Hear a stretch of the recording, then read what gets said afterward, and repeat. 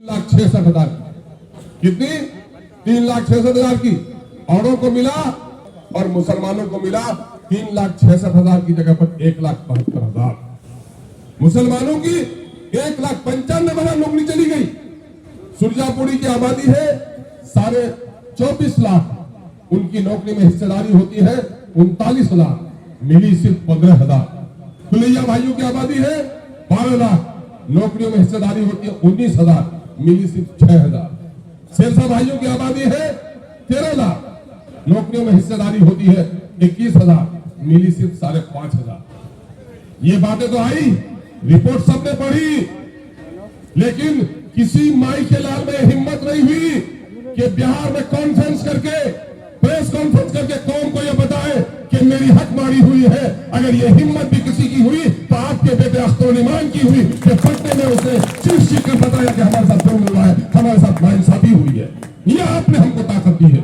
अल्लाह का शुक्र है, जालिमों को देखकर, इन जालिम हुक्मरानों को देखकर असेंबली में लोगों के मुंह बंद हो जाते हैं, लेकिन आपका बेटा जिसे आप बहुत शरीफ कहते हैं, वो इतना शरीर है कि अपनी शरारत की वजह से असेंबली से निकाला जाता है। मेरे भाई किसके लिए? अभी वह की तंगी से नहीं कहे, मैंने कितनी कुर्बानियां दी है।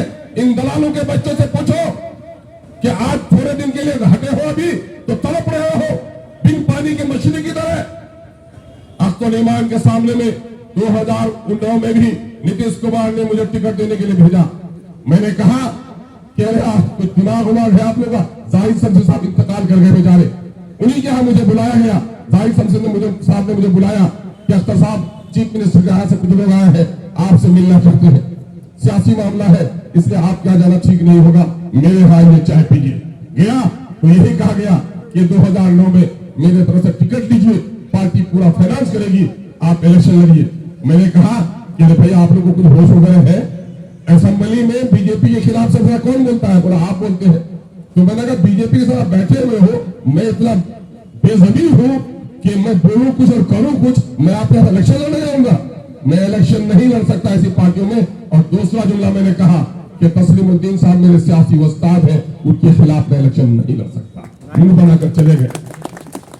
2014 में जब हम लोगों ने कोशिश की, अब्दुल बारी सिद्दीकी साहब थे, सम्राट चौधरी साहब थे, सब लोगों ने मिलकर कोशिश की और अब्दुल बारी सिद्दीकी साहब की मीटिंग हुई कि साहब अभी राजद में 21 है, लालू जी को राजद की सरकार आने में 121 चाहिए, अभी वो दिन ऐसा लगता नहीं है, मजबूरी में काम करती है पार्टियां, चलिए हम लोग जदयू से हम लोग अपना कुछ काम करवाते हैं।